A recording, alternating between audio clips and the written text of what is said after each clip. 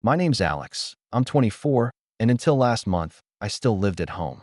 I know some people hear that and immediately picture a lazy kid who games all day and avoids responsibility, but that's not me.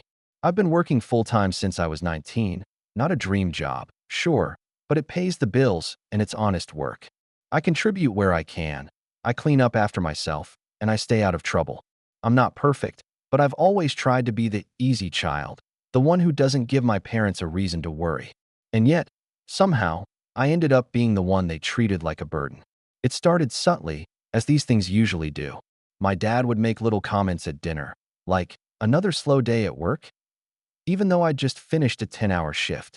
Mom would chime in with, "You know, your cousin Michael just got promoted. He's really going places." I'd laugh it off at first, thinking they were just trying to motivate me, but the tone got sharper over time. Then came the jokes that weren't really jokes. Dad calling me dead weight when I forgot to take the trash out one night. Mom rolling her eyes and saying, "Guess we're running a charity here," when I asked if we could eat dinner a little later so I could shower after work. Each comment stung, but I swallowed it because I didn't want to start a fight. Still, the air in the house got heavier every week. It felt like no matter what I did, it was never enough. I started staying out later after work, just to avoid being in the house, sitting at the kitchen table while they picked apart my day. My sister, who moved out years ago, would occasionally stop by and notice the tension. She'd whisper to me, "Just let them talk. They'll get over it." But they didn't. If anything, it escalated. The breaking point came at dinner one night. We were sitting around the table, eating in that thick silence I'd come to dread, when Dad put his fork down and said casually, "Starting next month, you'll pay rent if you want to stay here." I almost choked. "Rent?" Out of nowhere. Before I could even respond, Mom added, "Maybe it'll teach you some respect." She said it like I'd been running around breaking their rules or leeching off them, which couldn't be further from the truth. I sat there in stunned silence, pushing the food around on my plate while my parents went back to talking like nothing had happened. My ears were ringing. It wasn't even about the money. I could afford rent. I wasn't broke. It was about what it meant. After weeks of mocking me, belittling my job, and calling me dead weight, this felt like the final shove out the door. My chest was tight, and all I could think was, so this is how they see me. Not as a son, but as a tenant. I didn't argue that night. I didn't try to defend myself. I just excused myself from the table, went to my room, and sat on the edge of my bed for what felt like hours, staring at the wall. I thought about every moment that had led up to this. The sarcastic jabs, the jokes, the lectures about how I wasn't living up to my potential. I thought about how, no matter what I did, it would never be enough for them. Something inside me just clicked. I couldn't live like this anymore. By midnight, I had made my decision. I grabbed a couple of duffel bags, packed up my clothes, my laptop, and anything else I couldn't live without. I moved quietly, careful not to wake them. When I zipped the last bag shut, I stood there for a moment, staring at my half-empty room, feeling a weird mix of sadness and relief. Then I loaded everything into my car and drove away. I didn't leave a note. I didn't send a text. I just left. For a week, I stayed with a friend from work while I figured out my next steps. I kept my phone on silent because I didn't want to see whatever angry messages were surely coming my way. And then, one morning, my phone lit up with a call from Dad. I almost didn't answer, but curiosity got the better of me. When I picked up, his voice was frantic. "Alex, why is your room empty? Where are you?" I sat there, phone in hand, heart pounding, as the weight of everything hit me at once. And that was the moment I realized that leaving had rattled them more than I expected. But instead of relief, all I felt was anger bubbling up. I didn't tell them where I was. Not yet. I just said, "You told me I was dead weight. Consider me gone," and hung up. For a moment, I felt powerful. Then the texts started coming in, and the old guilt crept back in. First it was Dad. "You're overreacting. We were just trying to teach you responsibility." Then Mom. "If you cared about this family, you'd come home and talk it out." An hour later, another text. "You know your brother has been stepping up and paying us back for everything. Why can't you be more like him?" That one made my stomach twist. My brother, Ethan, was their golden child. He had a cushy job in IT, rarely came home, but every time he did, they treated him like a visiting celebrity. A few days later, my sister texted me, "Mom is telling everyone you stormed out because you didn't want to help pay for the house." She says you're being dramatic.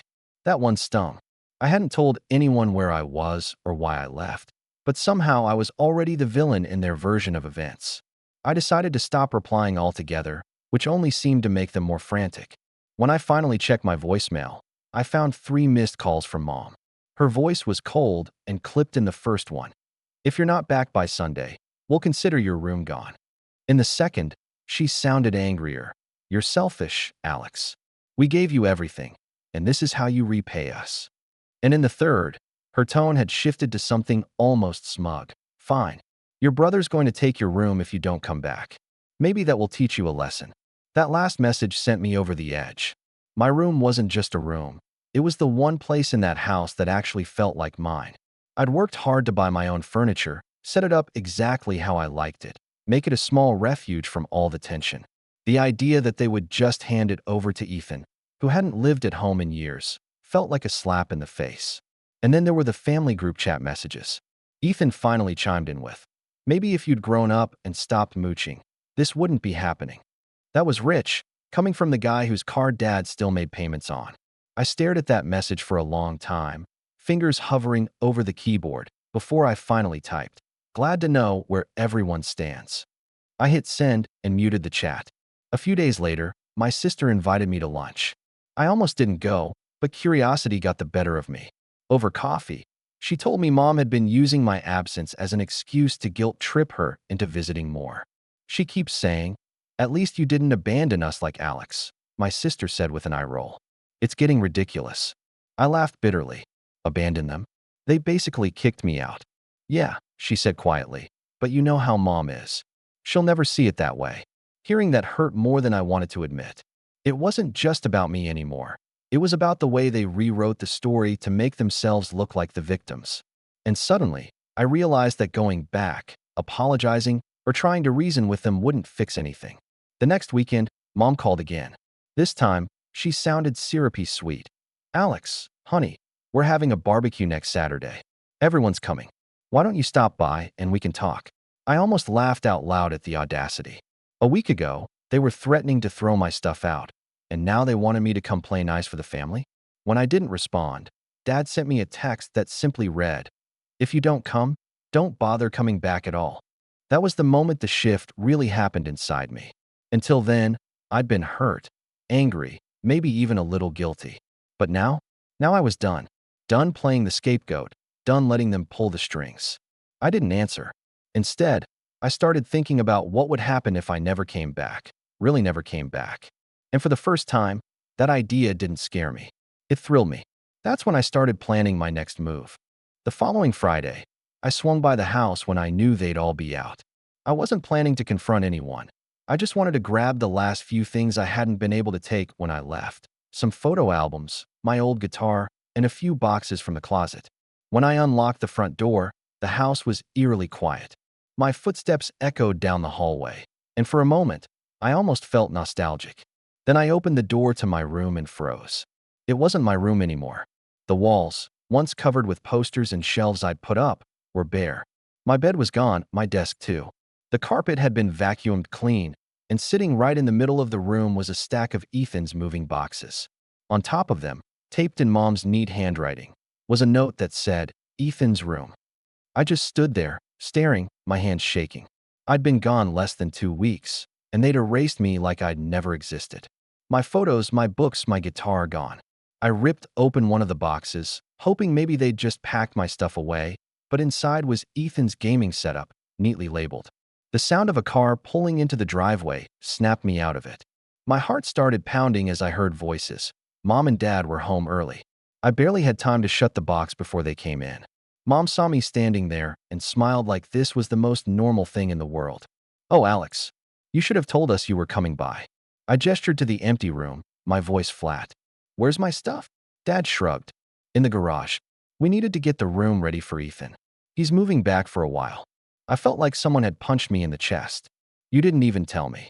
Mom tilted her head, her voice calm but condescending. Well, you made it clear you were done living here. We had to move forward. Move forward. I laughed, but there was no humor in it. You've been calling me dead weight for months. Then you kick me out, and now you just replace me? Like I was never here. Dad's expression hardened. Watch your tone. We've given you everything, Alex. This is our house, and we'll do what we want with it. That was it. The moment something inside me finally snapped. I wasn't just hurt anymore. I wasn't just angry. I felt hollow, like they had taken every ounce of love I'd tried to hold on to and stomped on it. I went to the garage, found my boxes shoved against the wall, and loaded them into my car while Mom stood there watching, arms crossed.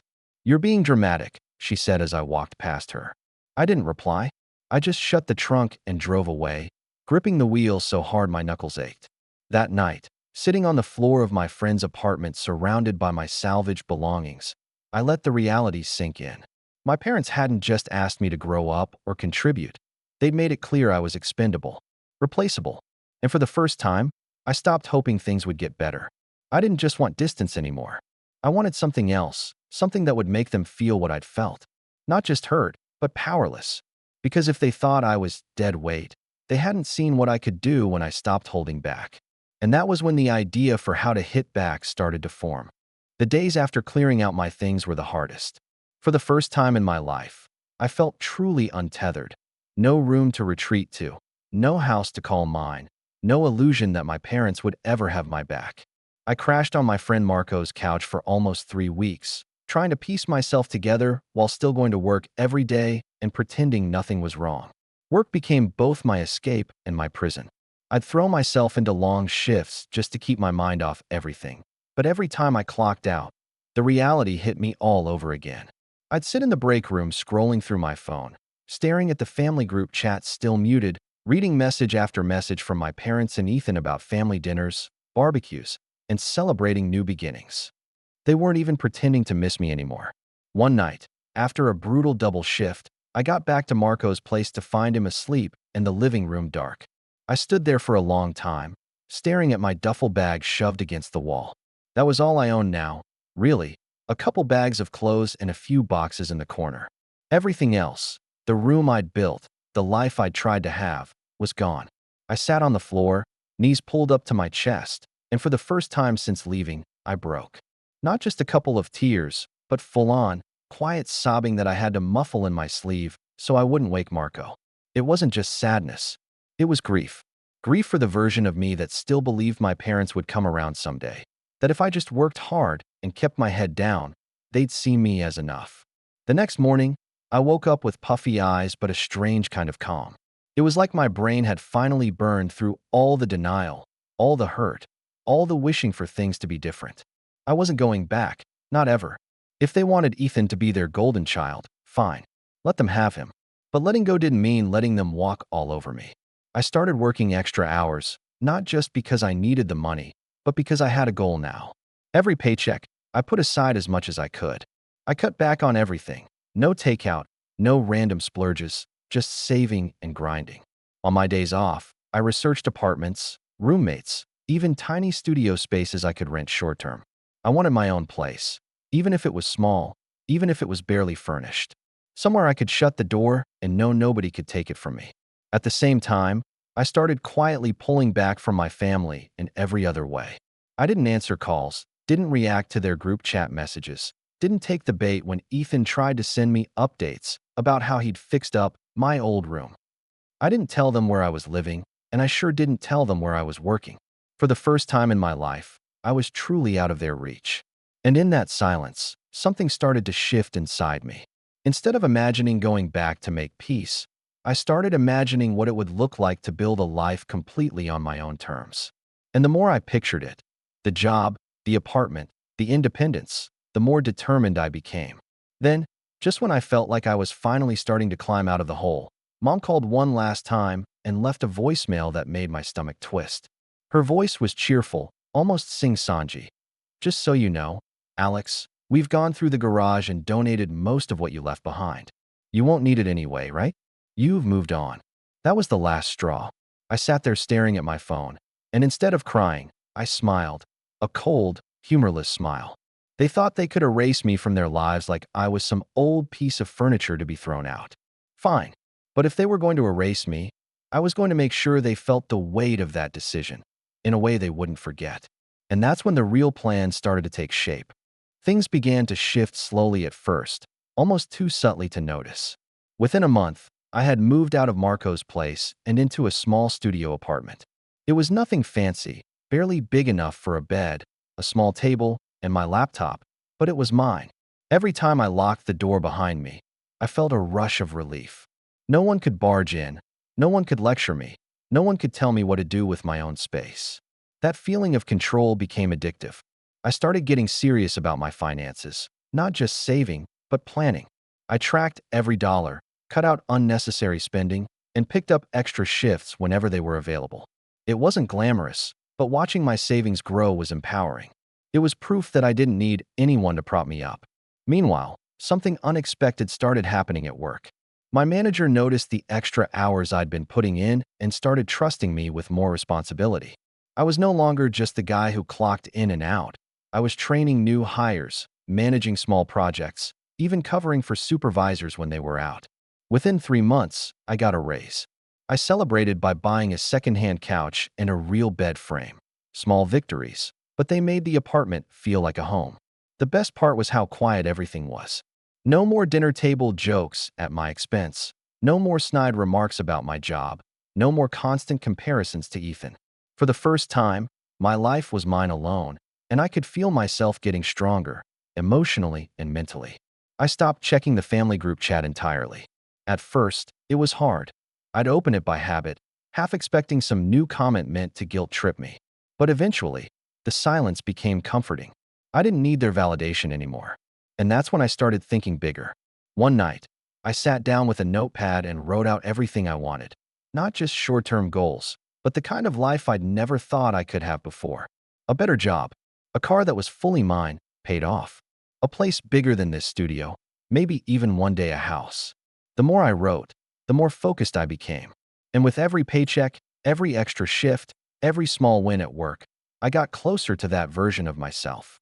By the time 6 months had passed, I barely recognized the person I had been the night I drove away from my parents' house. I wasn't the quiet, hesitant kid waiting for approval anymore. I was independent. I was capable. And, for the first time, I had leverage. Real leverage. Because I no longer needed them at all. That leverage grew when I got a call from a friend at another company who'd heard about the work I was doing. They offered me an interview for a position that paid almost double what I was making. I prepared like my life depended on it, nailed the interview, and landed the job. The first paycheck from that new job felt like holding a key to a completely different future. I upgraded my apartment to a bigger one-bedroom with sunlight streaming in through the windows, a kitchen I could actually cook in, and space to breathe. And while my life was rising, my parents' calls were getting stranger. Occasionally, I'd get voicemails from mom saying things like, "You never come by anymore. It's like you've forgotten where you came from," or from dad grumbling about how hard things have been with the mortgage. There was a time when that would have made me feel guilty. Now, it only fueled the quiet resolve building inside me. They were starting to realize I wasn't coming back on their terms. And I was starting to realize that maybe, just maybe, there was a way to make them feel every ounce of the hurt they'd put me through. Because by now, I had the stability, the money, and the freedom to do something they'd never see coming. And that's when I decided it was time to stop just moving on and start turning the tables. The real turning point came one rainy afternoon when I ran into my sister at the grocery store. She was surprised to see me. We hadn't spoken face to face since I left. At first, it was awkward, but then she sighed and said, "Look, I don't know if anyone's told you, but mom and dad have been really struggling. The mortgage is eating them alive. They were counting on you paying rent to help keep up with it." I blinked. So that's what this was about. She nodded, looking guilty. Yeah, dad refinanced the house last year to help Ethan with his business loan, and now the payments are higher. They won't admit it, but they're stressed. That's why they were so hard on you. They thought if they pushed you, you'd step up. Hearing that didn't make me feel sorry for them. If anything, it made me angrier. So they hadn't just wanted me to pay rent out of principle. They'd wanted me to bail them out of a financial mess they created for Ethan. That piece of information changed everything. After that conversation, I started paying attention. I asked a few subtle questions around mutual family friends, and what I learned was enlightening. Ethan's business hadn't taken off the way he bragged it had. He was still living at home because he couldn't afford a place of his own, and from what I gathered, Dad was covering more than just his car payments. Suddenly, All the pressure, all the guilt tripping, all the lectures about me being dead weight made perfect sense. They weren't just trying to teach me responsibility. They were trying to keep me on the hook to subsidize Ethan's lifestyle.